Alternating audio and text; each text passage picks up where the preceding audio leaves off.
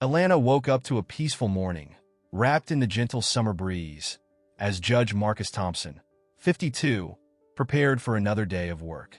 Marcus was a man of striking presence, with dark skin, well-trimmed gray hair, and a calm expression that reflected the wisdom accumulated over the years. Though he had risen to prominence as a judge on the Atlanta Court of Appeals, he always remained true to his roots, living a simple life closely connected to the community that had raised him. His neighborhood, full of century-old trees and historic homes, was a haven of tranquility amidst the city's fast-paced rhythm. Everyone there knew Marcus, not just as a respected judge, but as a man who always made a point of helping those in need, whether with advice or with actions. That morning, as he put on a dark suit and straightened his tie in front of the mirror, Marcus heard the gentle voice of his wife, Evelyn, as she entered the room. "You look handsome, as always," Evelyn said with a warm smile. She was a woman of equally strong presence, her beauty only enhanced by the passage of time. "Thank you, my love," Marcus replied, returning the smile. "Today's an important day at the court. There's a tough case I've been studying for weeks, and I need to be at my best." Evelyn walked over and placed her hands on his shoulders, looking into his eyes with tenderness. "You're always at your best, Marcus. The city is lucky to have you as a judge. But don't forget to take care of yourself. I know how heavy these cases can be." Marcus nodded, feeling the support and love from Evelyn strengthen him. She had always been his rock, the pillar that kept him steady on his journey. "I'll remember that," he said, kissing her forehead affectionately. "And after court, I thought I'd stop by old Jimmy's house.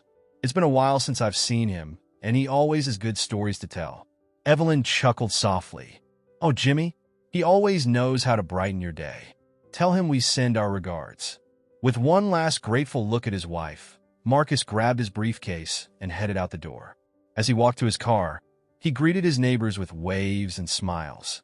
Everyone respected him, not just for his title, but for the genuine care he showed to each person around him.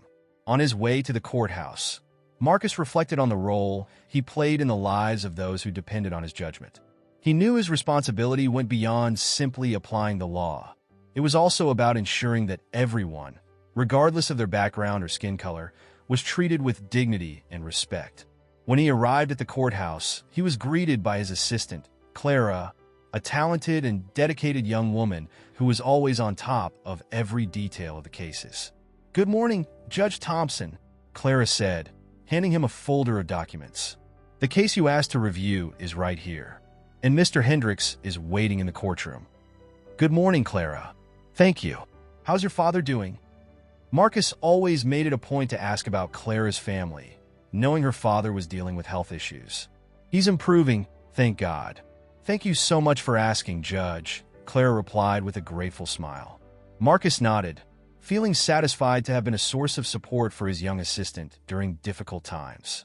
He then headed to his chambers, where he spent the rest of the morning immersed in judicial proceedings.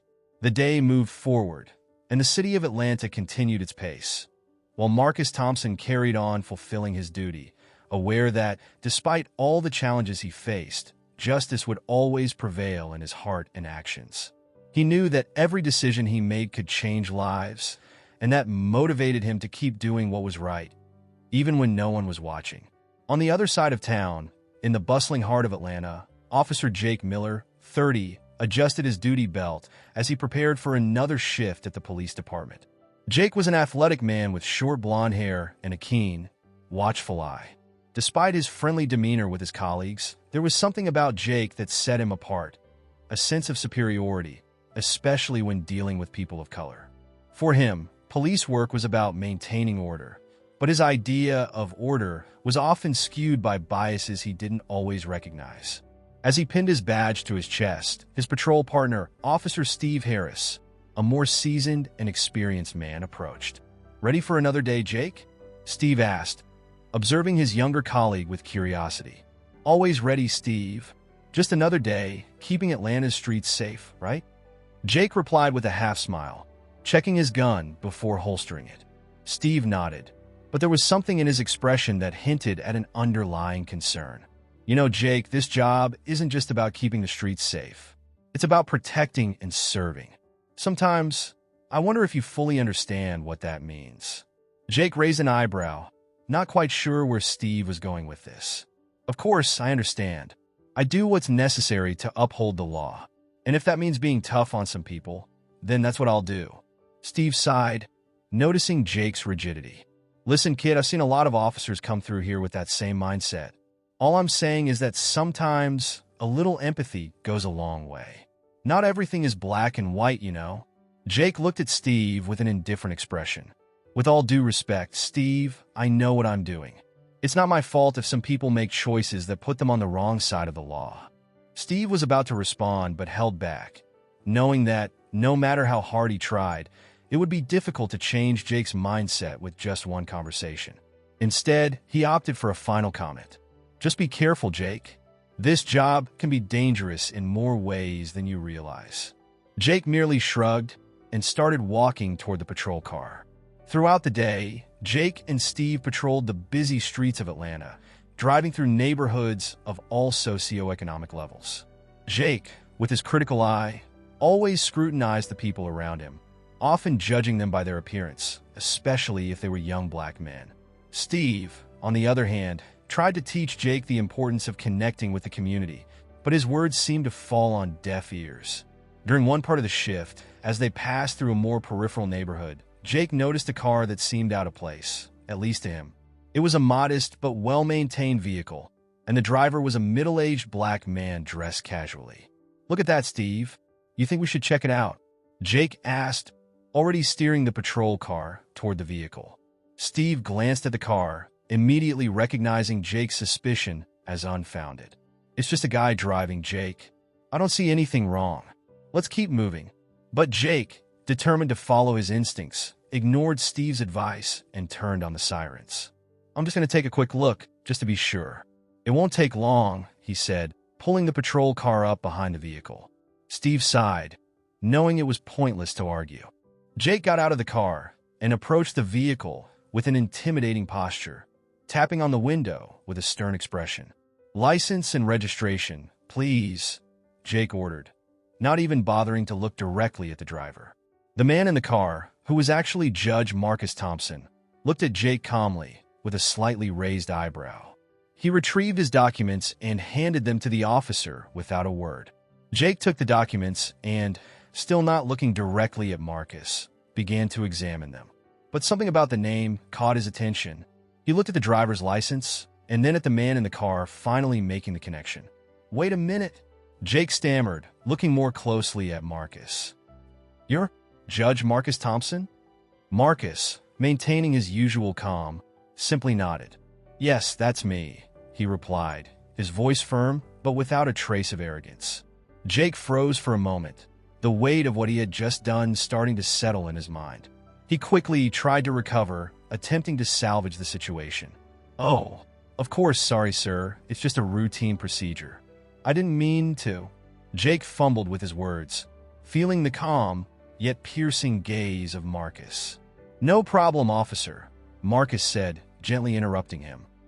"I was just on my way to visit a friend, but I appreciate your concern for safety." Jake felt his face flush with embarrassment.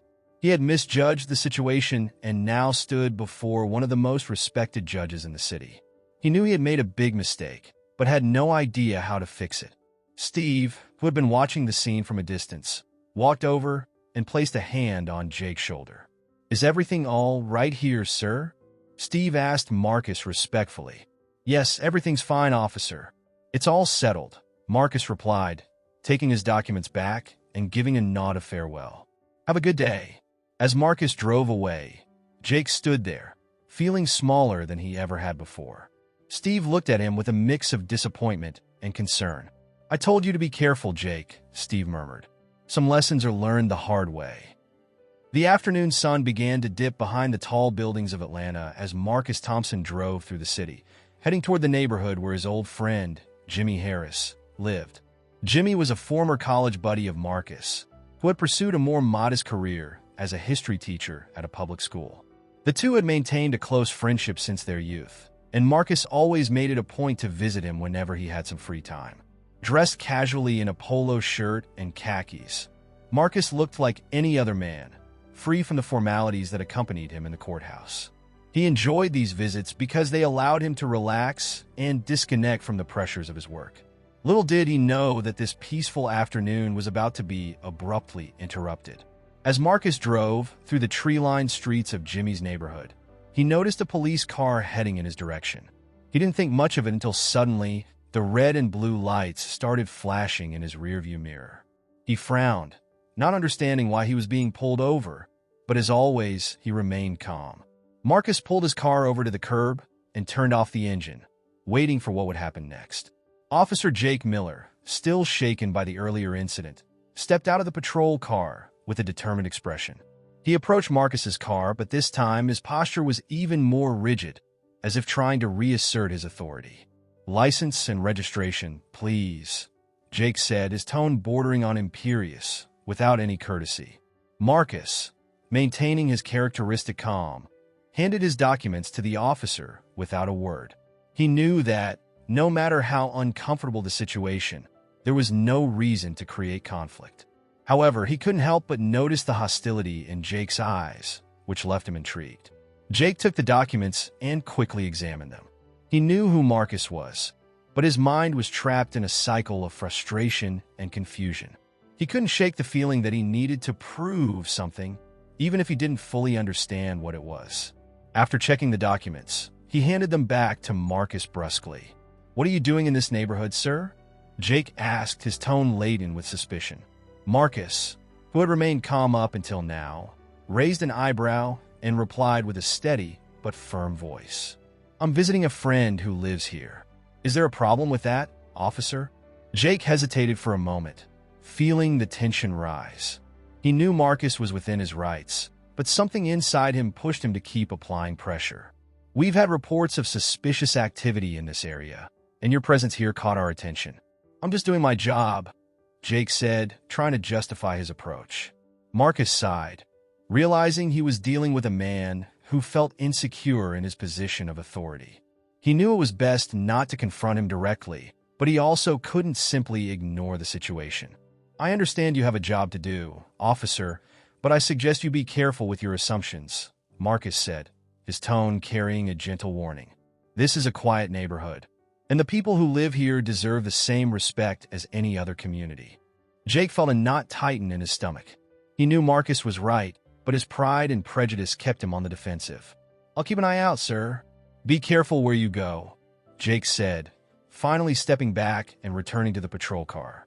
Marcus watched as Jake walked back to the car, a mix of emotions running through his mind. He didn't want to use his position to intimidate anyone, but he couldn't ignore what had just happened. There was an important lesson to be learned here, but he knew he had to approach it carefully. As the patrol car drove away, Marcus started his engine and continued on to Jimmy's house, but the tranquility he had hoped to find that afternoon was already shaken. As he drove, he reflected on the incident, aware that something needed to be done to change attitudes like Jake's. A few minutes later, Marcus arrived at Jimmy's house, a small red brick residence surrounded by a well-tended garden. Jimmy, with his usual smile, was already at the door, waving at his friend. "Marcus, glad you could make it," Jimmy exclaimed, opening his arms for a warm hug. "I wouldn't miss a chance to hear your stories, my friend," Marcus replied, trying to push the earlier incident out of his mind. "So, what happened on the way?" "You seem a bit thoughtful," Jimmy asked, noticing the expression on Marcus's face. Marcus hesitated for a moment, but then decided to share what had happened. "Nothing much, just an unexpected encounter with a young officer who still has a lot to learn about respect and empathy." Jimmy shook his head, immediately understanding what Marcus was implying. These kids, sometimes they get carried away with the power of the badge. But I know you'll handle it the right way." "Yes, Jimmy. I think I have an idea of how to do that," Marcus responded with a slight smile. He knew the next step would be important, not just for him, but for everyone who crossed his path. As the two friends entered the house, Marcus felt a renewed sense of determination growing inside him. He was determined to turn that experience into a life lesson, not only for Jake, but for anyone else who needed to learn the true meaning of justice. In the days following the encounter between Marcus and Officer Jake Miller, the judge spent a lot of time reflecting. He knew the incident was a reflection of larger issues in society, something he dealt with regularly in his courtroom. But this time there was a personal note he couldn't ignore. Determined to take action, Marcus began to think about how he could use his position to teach a valuable lesson, not just to Jake, but to anyone who found themselves in similar situations.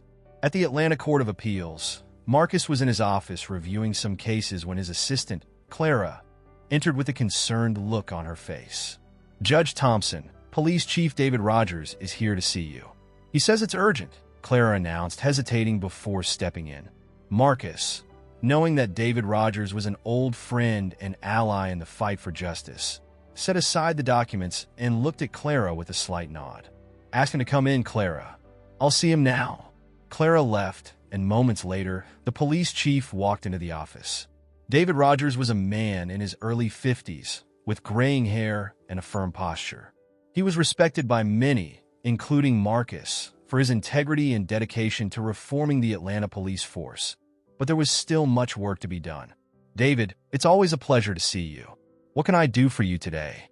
Marcus said, standing up to greet his friend with a handshake. David sat in the chair across from Marcus's desk, but his expression was serious. "Marcus, it's about the young officer, Jake Miller.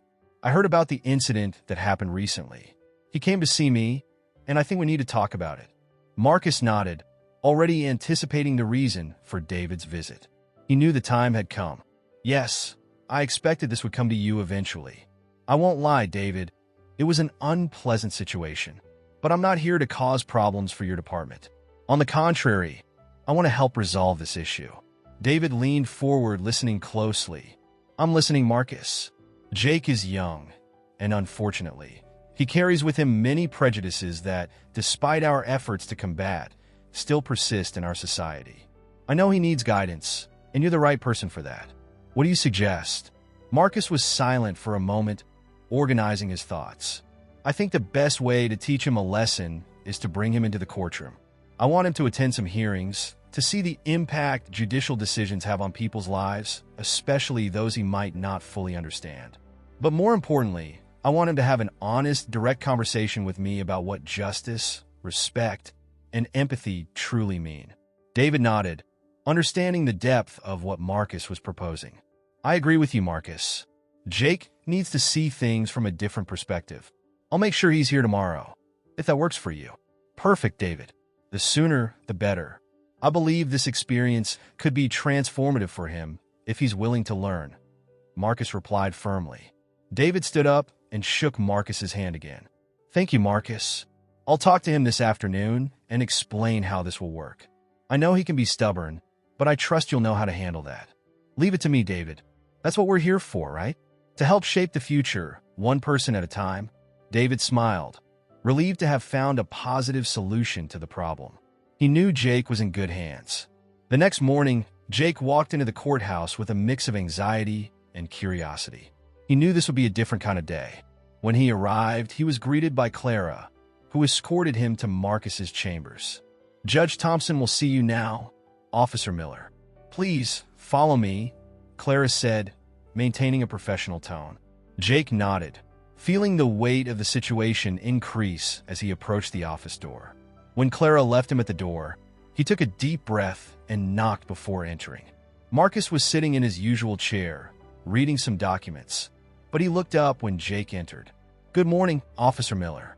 "Thank you for coming," Marcus said, motioning to the chair in front of his desk. "Please, have a seat." Jake sat down, trying to hide his nervousness. "Good morning, sir. Thank you for having me," Jake replied, his voice revealing some of the tension he was feeling. Marcus observed the young man for a moment before beginning. "Jake, I want you to know that my intention here isn't to punish you, but to help you understand something you might not have fully grasped yet. Justice isn't just about enforcing the law. It's about ensuring everyone is treated with dignity and respect, no matter who they are or where they come from."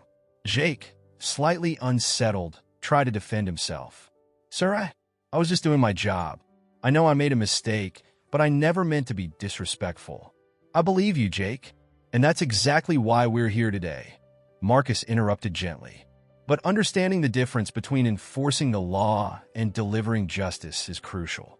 I want you to attend some hearings with me. I want you to see firsthand how the decisions we make affect real lives. Jake looked at Marcus, intrigued. You want me to sit in on court cases? Watch them? Exactly. I want you to see how things work on the other side of the law, Jake. Because only then can you fully understand the responsibility you carry as an officer.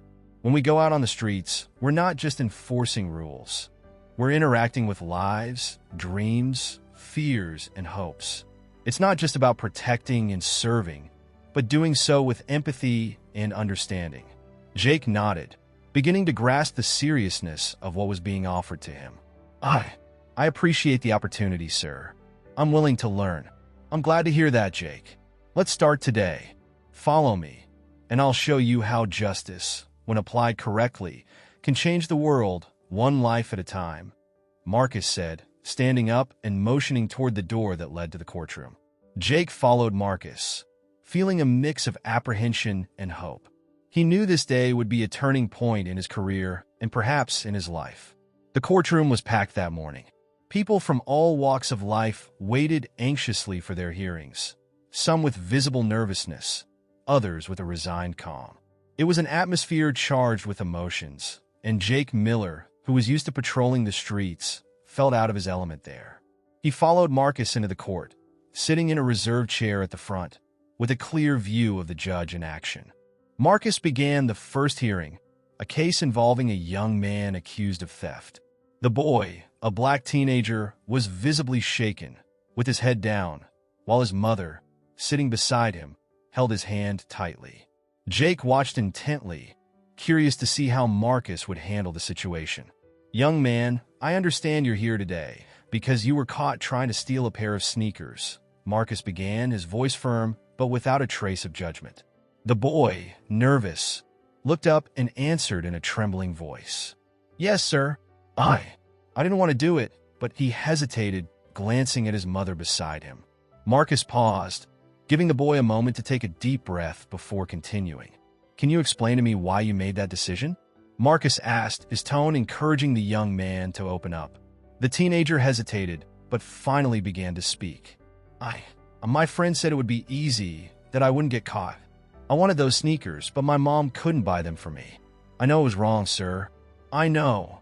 He started to cry, tears streaming down his face as his mother embraced him. Jake felt a lump form in his throat. He had dealt with many young people like this on the streets, but he had never seen them in such a vulnerable state. Marcus continued, his tone a mix of understanding and firmness. Young man, what you did was wrong, and you understand that. But I also understand the pressures and influences you were under. I want you to know that this court isn't just here to punish, but also to guide. I believe you deserve a second chance. I'm placing you in a community service program where you can work and learn about responsibility. Additionally, I'm going to ask that you get involved in extracurricular activities at school. I want you to understand that there are better ways to achieve what you want, and you have the potential to take those paths. The boy nodded, still sobbing, while his mother murmured words of gratitude. Thank you, sir. I promise I'll do my best, the young man said, wiping away his tears. I know you will, Marcus replied with a gentle smile. And remember, we're here to support you. The court will be monitoring your progress, and I want you to know that if you need help, we're here for you. Jake watched, impressed with how Marcus handled the case. It wasn't what he had expected. There was a blend of justice and compassion that he had never witnessed up close before. After the hearing, Marcus called Jake into his chambers. What did you think, Jake? Marcus asked, sitting down in his chair. Jake, still processing what he had seen, responded honestly. To be honest, sir, it was different from what I expected. You gave the kid a chance, even after what he did. I don't see that very often on the streets.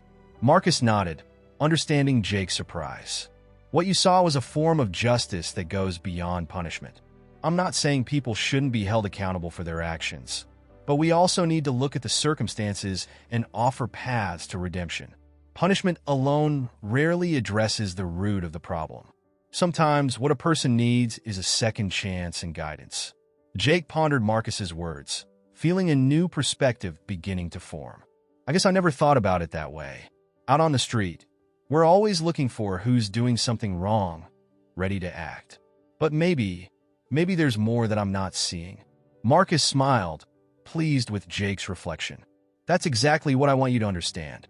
As law enforcement officers, we have the power to make a difference in people's lives, but we need to use that power with wisdom and empathy. I want you to keep observing the hearings, see how different cases are handled, and how each decision can impact a life. Jake nodded, now with a more open mind. Yes, sir. I want to learn more. I think there's a lot I need to understand to be really good at what I do. And that's the right attitude, Jake. Justice is a continuous journey of learning and growth. And together, we can work to make this world a better place, one case at a time. Marcus concluded as he prepared for the next hearing. With that, Jake realized that he was just beginning a journey that would change not only how he viewed his job, but also his role in society. What he would learn in the coming days would profoundly shape his career and character, something he would never forget. A few weeks had passed since Jake Miller began attending hearings with Marcus. He was absorbing the lessons from each case, learning about the complexity of judicial decisions and the impact they had on people's lives. Every day, Jake felt his perspective shifting, realizing that enforcing the law was more than just making sure the rules were followed. It was about understanding people, their circumstances, and how justice could be a tool for change.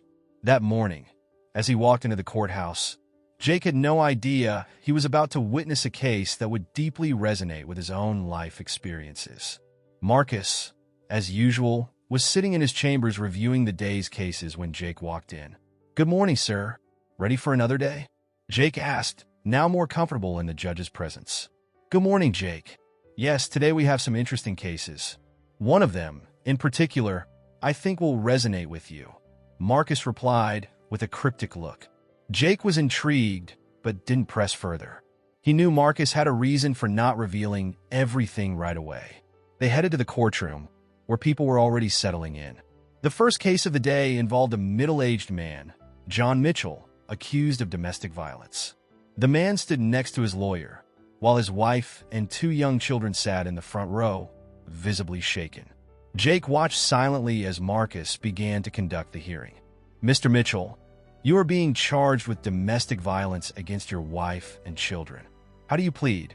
Marcus asked in a serious tone. John Mitchell, a man clearly tormented by the situation, looked at his family with regret in his eyes. "Guilty, sir. I lost control. There's no excuse for what I did," John replied, his voice trembling. Jake felt a chill run down his spine.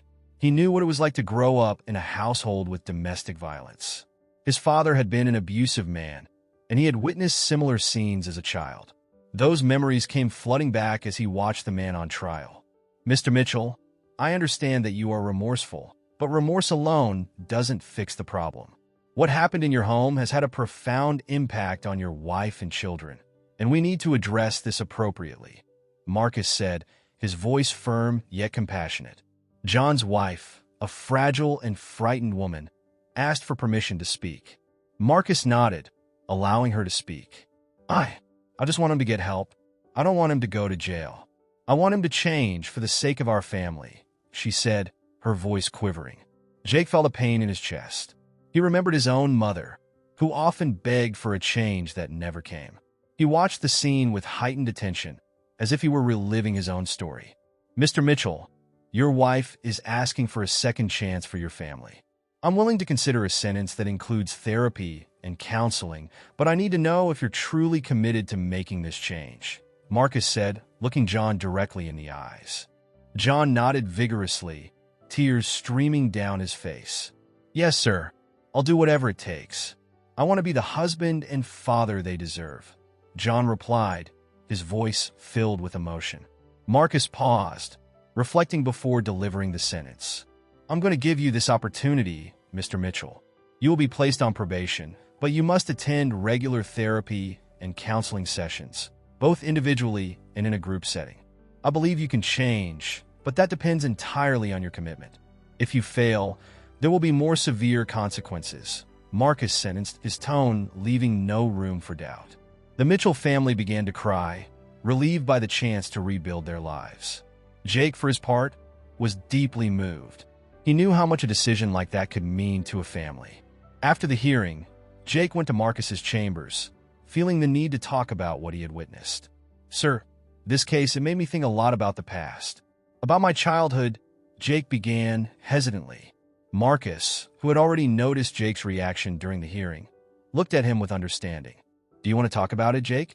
Jake took a deep breath, feeling vulnerable, but knowing he needed to share. I grew up in a home where domestic violence was common. My father, he was a violent man. I hated every minute of it, but I never had the chance to change anything. I've always wondered if things could have been different if someone had stepped in like you did today. Marcus nodded, understanding Jake's pain. That's why we do what we do, Jake. To give people the chance they might not have had in the past. You saw today the impact a decision can have. And that's exactly why we need to always be aware of the power we hold in our hands. Jake was silent for a moment, processing Marcus's words. I think I'm starting to understand. It's not just about enforcing the law, but about using the law to make a difference in people's lives, to give them a chance to change. Marcus smiled, seeing Jake's growth. Exactly, Jake. And that's why I believe you can become an excellent officer, someone who understands the true meaning of justice. Jake, feeling renewed by the conversation, stood up and shook Marcus's hand. Thank you, sir. I think I'm starting to see things differently now. I'm glad to hear that, Jake. Keep learning, keep questioning, and you'll see the positive impact you can have on people's lives, Marcus concluded with an approving look. Jake left the chambers feeling different, as if an old weight had been lifted from his shoulders. He knew he still had much to learn, but he was determined to become an agent of change, someone who didn't just enforce the law but helped build a better future for everyone. Jake Miller's experience in court with Marcus had sparked a profound change in how he viewed justice and his role as a police officer. But at the same time, this new perspective brought an internal dilemma. He found himself questioning the approaches he had learned at the academy and practiced on the streets. The weight of these reflections began to affect his work, and he knew he would need more guidance. That day, after another series of hearings, Jake was called to Marcus's chambers. The judge, who had already noticed the young officer's restlessness, knew it was time for a deeper conversation. Jake, please come in, Marcus said, pointing to the chair in front of his desk. I've noticed you've been thoughtful lately. Is something bothering you? Jake sighed, sitting down with a worried expression. Sir, to be honest, yes. I think I'm facing an internal conflict. Ever since I started attending your hearings, I've realized that my view of justice was limited. What I used to see as black and white now seems full of nuances. I'm starting to question how I'm enforcing the law on the streets, and it's leaving me confused. Marcus nodded, understanding what Jake was going through. That's natural, Jake. Justice is complex, and when we start to see the layers in each situation, it's normal to feel this confusion. But I want you to understand that questioning your beliefs and methods is a crucial part of your growth as a professional and as a human being. Jake looked at Marcus, searching for guidance. But how do I do that in practice? How can I be a good cop without compromising law enforcement? And at the same time, how can I be fair without letting my empathy interfere with my decisions? Marcus smiled, recognizing the depth of Jake's questions. There's no easy answer, Jake. But I want to share something with you that's helped me over the years. The balance between justice and empathy is something we learn over time through our experiences. In fact, being empathetic doesn't mean being weak or lenient. It means understanding the context of each situation and making informed and humane decisions. Jake nodded, absorbing Marcus's words. I get that, sir, but in practice it's tough. Sometimes I feel like I'm being too strict, and other times I feel like I'm being too lenient. How do I find that balance? Marcus looked at Jake seriously. The key is discernment. Let me give you an example. Today in court, we saw a domestic violence case. The decision I made wasn't lenient, but it was made with the understanding that sometimes people need help more than punishment. But that doesn't mean the court or the law is weak. If Mr. Mitchell doesn't meet the conditions I set, there will be severe consequences. Similarly, in your work, you can be firm and fair, but you should always be willing to look at the situation as a whole. Jake reflected on Marcus's words, trying to apply them to his own context. So, you're saying I could be a good cop by being human, without compromising the enforcement of the law? Exactly. Justice isn't just about enforcing rules, but about applying those rules with understanding, wisdom, and, above all, humanity. That's what sets a good cop apart from a great cop. Marcus replied with an encouraging smile. Jake was silent for a few moments, processing everything. He knew this new approach wouldn't be easy to implement, but he also felt that he was on the right path. I think I'm starting to understand, sir. I have a lot to learn, but I'm willing to follow this path, Jake said, determined.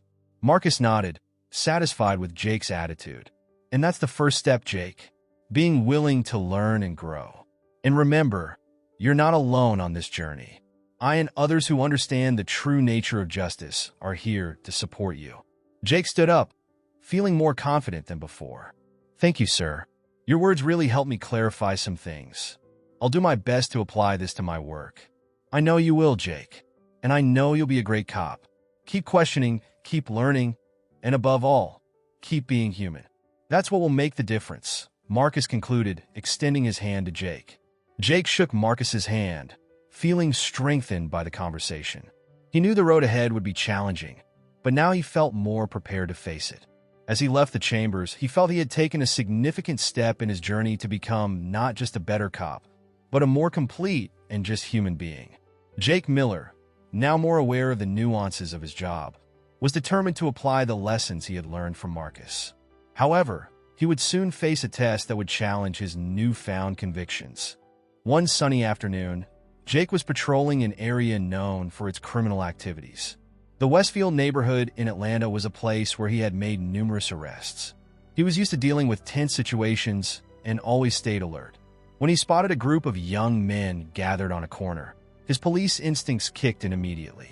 He parked the patrol car and walked toward the group. "Good afternoon, guys. What are you up to here?" Jake asked in a firm tone. The young men, all between 17 and 20 years old, looked at him with suspicion. One of them, Jamal, whom Jake knew had had some previous run-ins with the law, stepped forward. "We're just talking, officer. Is there a problem with that?" Jamal responded, his voice defiant. Jake could feel the tension in the air. In the past, he might have approached the situation more aggressively, perhaps ordering the young men to disperse. But remembering Marcus's words, he decided to try a different approach. "There's no problem with talking as long as you're not doing anything wrong. But I know this neighborhood can be tricky, so I just want to make sure everything's okay," Jake said, trying to keep his tone calm. Jamal narrowed his eyes, still distrustful. "We're good, officer. We're not bothering anyone. Why don't you go worry about the real criminals?" Jamal replied, the anger evident in his voice. Jake felt the urge to respond firmly, to remind Jamal who was in charge. But he took a deep breath, trying to control his reaction. "Jamal, I'm not here to cause trouble. I just want everyone to stay safe, including you guys. I know this neighborhood can be tough, but the last thing I want is to see any of you get into trouble," Jake explained, trying to create a connection. Jamal seemed surprised by Jake's response but kept his defensive stance. "You say that now, but I know how you cops are. You're just looking for a reason to arrest us," Jamal accused. Jake felt a mix of frustration and understanding. He knew Jamal was partly right. The relationship between the police and the community in Westfield had been strained for years, and he himself had contributed to that mistrust in the past. "I get why you'd think that, and I can't change what's happened before. But I'm trying to do things differently now. I want you to know I'm here to help, not to cause problems. If you guys ever get into trouble or need help, you can come to me," Jake said sincerely. The other young men, who had been silent until now, began murmuring among themselves, clearly surprised by Jake's approach. Jamal looked at them and then back at Jake, still not completely lowering his guard. "We'll see if you're really different. But don't expect us to trust you right away," Jamal replied, a mix of challenge and curiosity in his voice. Jake nodded, understanding the response. "I'm not asking you to trust me right now, Jamal. I'm just asking you to give me a chance to show that things can be different. I'll be around, and if you need anything, you know where to find me," Jake said before walking away. As he headed back to the patrol car, Jake reflected on the encounter.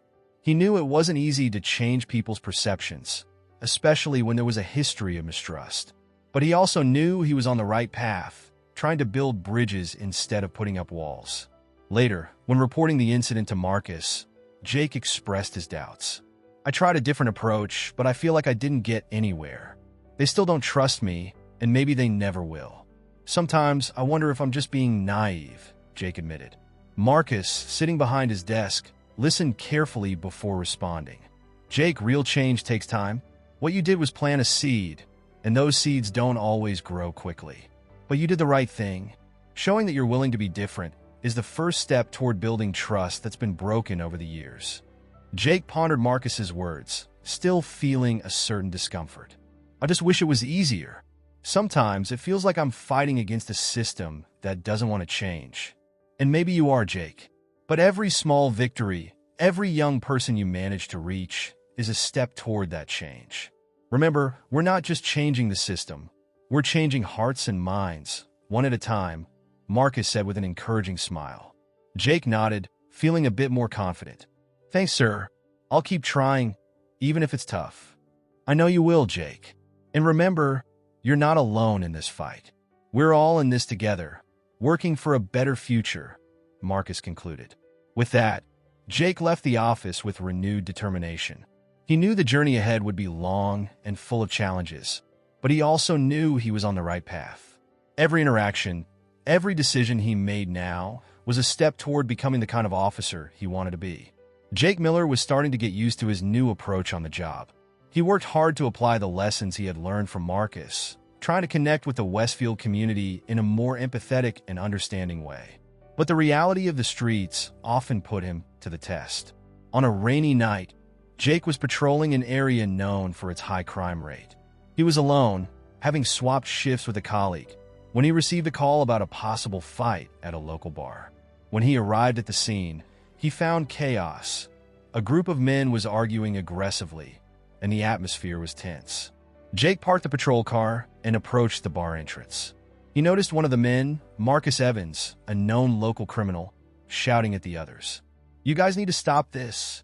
Nobody wins with this kind of fight, Jake said, trying to assert himself calmly. Marcus turned, his expression defiant. Look who decided to show up. The big cop who wants to play nice now. How about you stay out of this? Marcus shot back, his tone full of hostility. Jake kept his calm demeanor despite the challenge. I'm not here to cause trouble, Marcus. I just want to make sure everyone stays safe. You guys need to calm down and disperse before this gets any worse. The other men, visibly agitated, began murmuring among themselves. Jake could feel the tension rising and knew he needed to act carefully.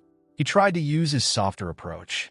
I understand things are heated right now, but fighting is only going to make things worse. Let's settle this peacefully. Please, just try to calm down and head home. Marcus looked at Jake with disdain. You think just because you're trying to be nice, we're going to believe you're here to help? Everybody knows how the cops treat us. Maybe you're trying, but I don't trust you, Marcus said, a sarcastic smile on his face. Jake felt a knot in his stomach. He knew trust wouldn't be won overnight, but the frustration of not being able to make a difference immediately was palpable. Marcus, I'm not trying to fool you. I just don't want this to turn into a bigger problem. If you can help me calm things down, that'd be great. Jake tried to appeal to Marcus's reason. The situation was on the verge of spiraling out of control when one of the men, visibly drunk, lunged at Jake with a bottle in his hand. Jake quickly positioned himself to protect himself and keep the situation under control. Hey, stop right there, Jake ordered, his voice firm. The other men began to back away, fearing the situation would escalate. Marcus looked at Jake with a mix of anger and surprise, but made no more aggressive moves. You can't fix everything with words, Jake. Sometimes you gotta take action, Marcus said before walking away, still wearing a distrustful expression. Jake felt exhausted, not just physically, but emotionally. He had tried a non-violent approach, but the resistance was intense.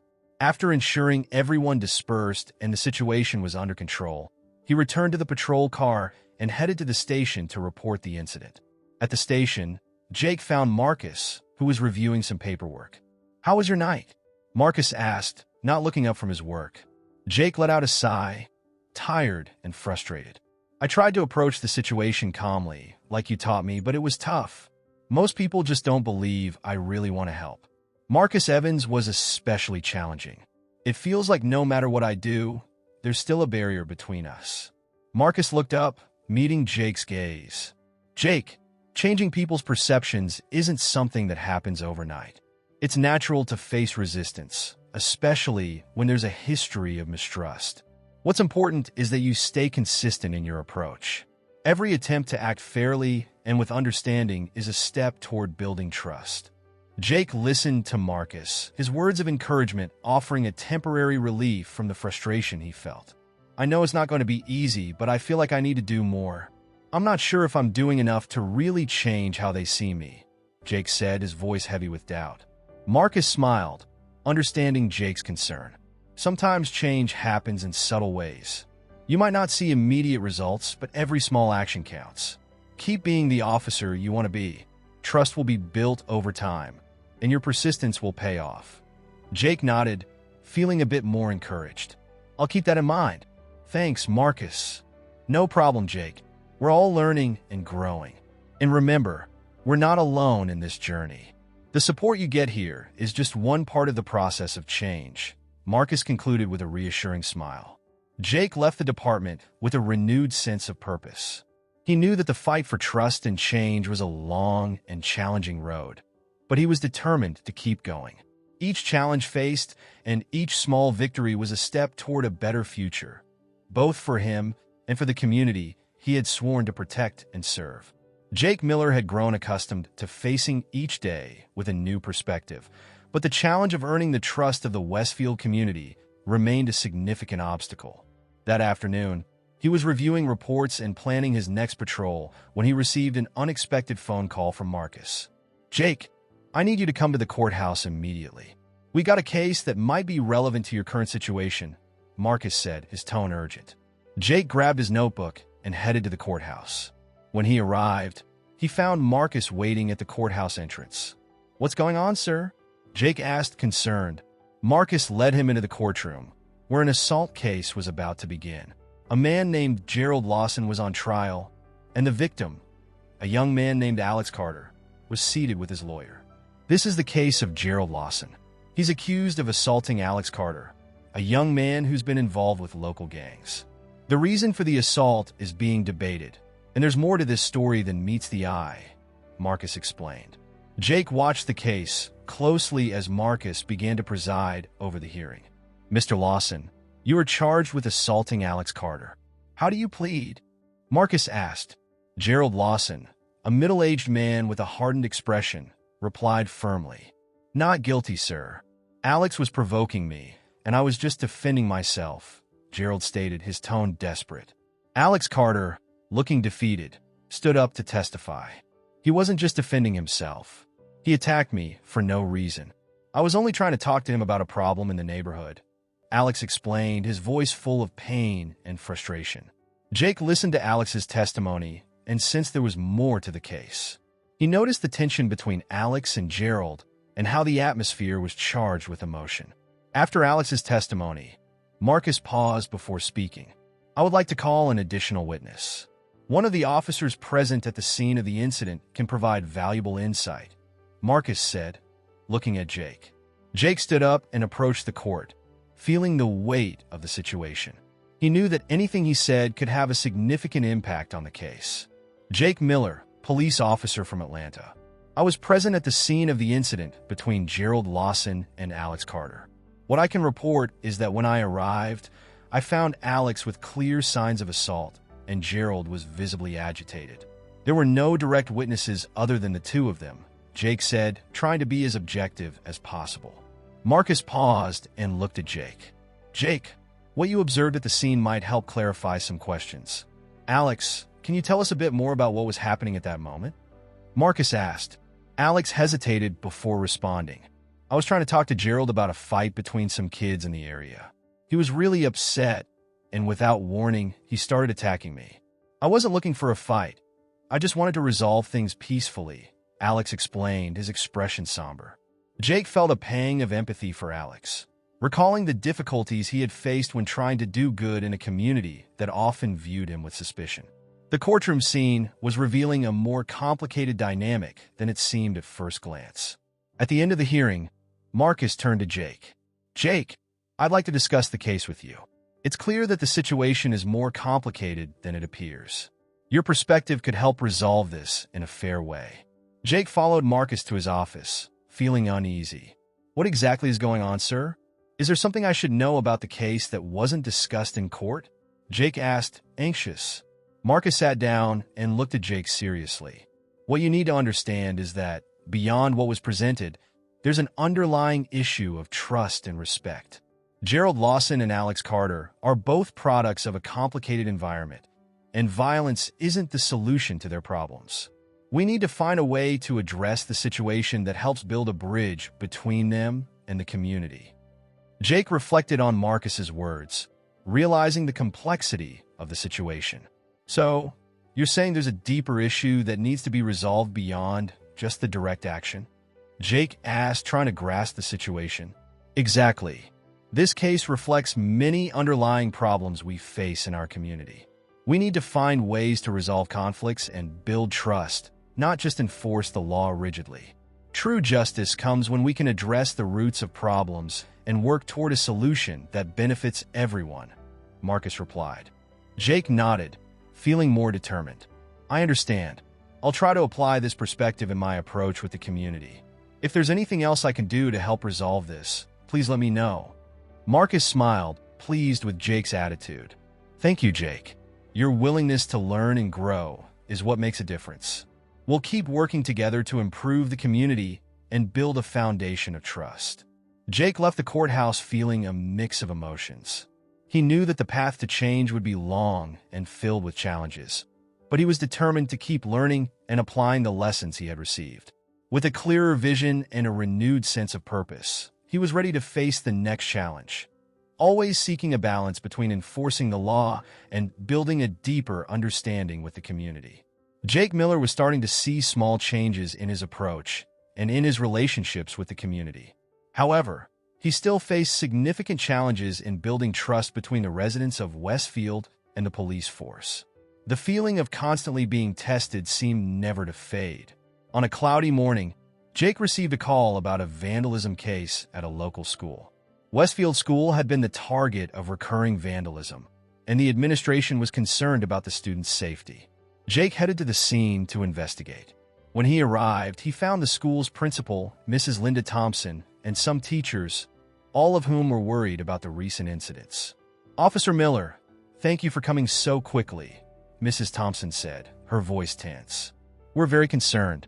The graffiti and damage to the buildings aren't just destroying our property. They're also creating an environment of fear for our students. Jake looked around, seeing the vandalism marks and the concerned expressions of the school staff. I understand the seriousness of the situation, Mrs. Thompson. I'll do everything I can to resolve this and ensure the school's safety. Do you have any idea who might be behind these acts? Jake asked as he examined the damage. We're not sure, but there are rumors that some of the neighborhood kids might be involved. I've heard they have issues with the school, Mrs. Thompson replied, her tone filled with frustration. Jake recalled his previous interactions with the community and realized that dealing with the vandalism would be an opportunity to build bridges rather than just enforce the law. I'll try to talk to some of the kids in the area and see if I can find any information. Maybe we can resolve this in a way that benefits everyone, Jake said, deciding to take a more collaborative approach. Later, Jake headed to one of the known hangouts for the local youth, a nearby park. He found a group of teenagers gathered near a bench, and among them was Jamal. Jake approached them, trying to maintain a friendly attitude. Hey guys, we need to talk about what's happening at the school, Jake said calmly. The kids looked at him with a mix of curiosity and suspicion. Jamal stepped forward, his expression defiant. What do you want, officer? Jamal asked, still defensive. Jake took a deep breath, trying to be as transparent as possible. The school's been vandalized, and I'm trying to figure out who's behind it. I want to handle this in a way that helps the community and keeps everyone out of trouble. Do you guys know anything about it? Jamal glanced at the other kids, who seemed hesitant. Finally, he spoke up. We ain't got nothing to do with that, man. And if someone's doing it, it's nobody we know, Jamal said with a hint of disdain. Jake knew that distrust was an obstacle he needed to overcome. He tried to establish a genuine connection. I understand that trust isn't easy to build, but I'm here to listen and help. If you have any information or know anything, it could make a difference. I'm trying to do things differently this time, Jake explained. One of the other kids, a boy named Derek, looked at Jake with a thoughtful expression. Sometimes we hear things, but the school and the cops haven't done much to help around here, so we just keep to ourselves. We just want things to be better, Derek said, a bit hesitant. Jake saw the opportunity to address the broader issue of mistrust. I know the relationship between the police and the community has been tough, but I want to change that. If you trust me and give me a chance, I can try to help make things better and find a solution to these problems, Jake offered. The kids seemed to consider Jake's words, and the atmosphere began to shift slightly. Jamal, still cautious, finally spoke. Look, we're not promising anything, but if we hear something, we might let you know. But just because you're trying to be cool now, doesn't mean we're going to trust you right away. Jake smiled, sensing a small breakthrough. I appreciate that, Jamal. Any information you can provide would be a big help. I'm trying to do the right thing and make things better for all of us. With that, Jake said goodbye to the kids and headed back to his patrol car. He knew he had taken a small step toward building trust, but he was also aware that the road to change was still long. Later, when reporting the progress to Marcus, Jake shared his hopes and frustrations.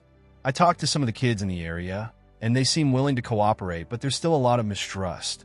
They're open to listening, but they don't trust easily, Jake said. Marcus listened carefully and then responded. Building trust is a slow and demanding process, Jake. The fact that they're willing to talk is a positive sign. Keep showing that you're committed to helping and working with the community. Every small positive interaction is a step toward building a stronger relationship. Jake nodded, feeling encouraged by Marcus's words. I'll keep trying. I believe that over time, things can improve if I persist. Without a doubt, persistence and integrity are key to creating real change.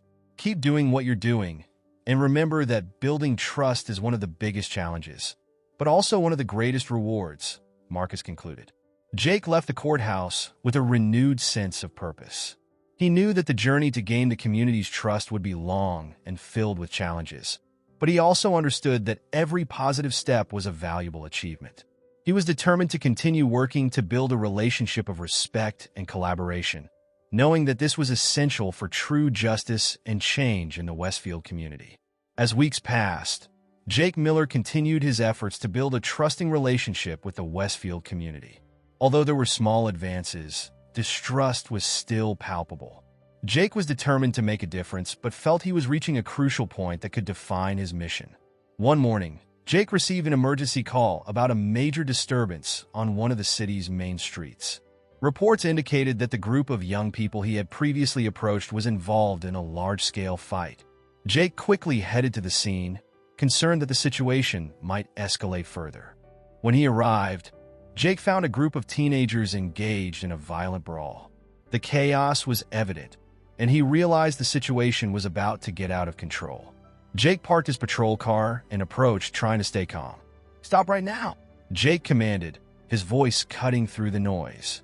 "We're going to sort this out peacefully. Everyone, step back and calm down." Some of the teens stopped and looked at Jake with a mix of anger and surprise. Jamal, the young man Jake had spoken to before, was in the middle of the commotion, his frustration apparent. He saw Jake approaching and, despite the chaos, made an effort to address him. "What are you doing here?" Jamal asked, his voice full of hostility. Jake tried to keep a calm and conciliatory tone. "I'm here to help and make sure everyone stays safe. We don't want this to turn into something more serious. Please, everyone calm down and let this fight stop." Jamal, still angry, looked at the other teens and then back at Jake. "This isn't going to solve anything. The cops always come here and tell us what to do, but they never do anything to help. Nobody here trusts you," Jamal said with a tone of despair. Jake felt the weight of Jamal's words. He knew the situation was complex and needed to find a way to show that he was committed to making a difference. "Look, I know you're frustrated and that trust doesn't come easily, but I'm here trying to do something different.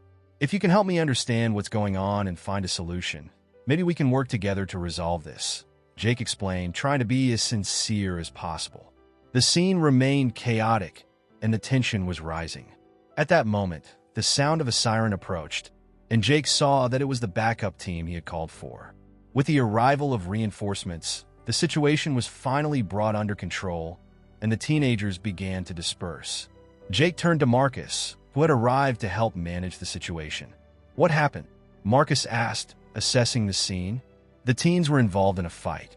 I spoke with Jamal and some others, but the mistrust runs deep.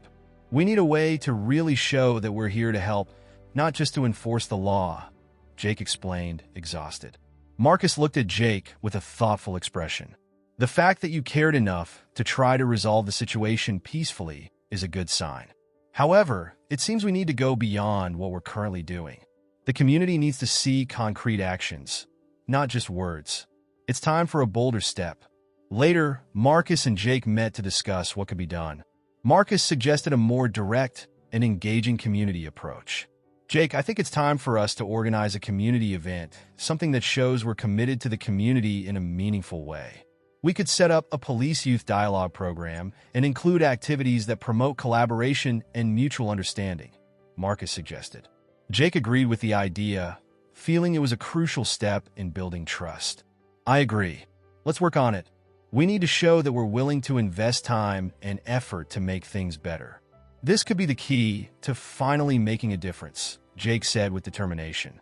In the following weeks, Jake and Marcus worked hard to organize a community event. They planned interactive activities, dialogue sessions, and workshops involving both the community and the police. The event was widely promoted, and Jake hoped it would be an opportunity to create real change. On the day of the event, the local park was bustling with activity. There were booths, workshops, and activities for children, and the atmosphere was much more positive than usual. Jake was at the center of the event, talking to residents and trying to build genuine connections. Jamal and some of the other young people also showed up, still a bit skeptical, but willing to see what was happening. Jake approached Jamal, who was watching the event with a curious look. "Hey, Jamal, what do you think of what's going on here?" Jake asked, trying to start a conversation. Jamal looked at Jake, his tone a bit softer. "I'm not going to lie, I didn't think this was really going to happen. But seeing you all actually trying to do something different is at least a start. Let's see if it makes any difference," Jamal replied, still cautious but slightly more open. Jake smiled, pleased with the response. "Thanks for coming and being willing to give this a chance. I'm here to listen and to help. If you have any ideas or suggestions, I'm open to hearing them." The event was a success, with many residents and young people participating in the activities and interacting with the police. The atmosphere was much more positive than usual, and Jake felt that he was starting to see the fruits of his efforts. At the end of the day, Marcus approached Jake with a satisfied smile. "Jake, you did an excellent job. This event was an important step in building trust and showing that we're committed to the community. But remember, this is just the beginning. Real change comes with continuity and persistence," Marcus said. Jake agreed, feeling encouraged. "Absolutely. We're just starting, but I believe we're heading in the right direction. I'll keep doing my best to build this trust and work towards improving our community." As the sun set over the park, Jake looked at the scene of interaction and collaboration he had helped create. He knew there was still much work ahead, but he felt a renewed hope and determination to continue his mission.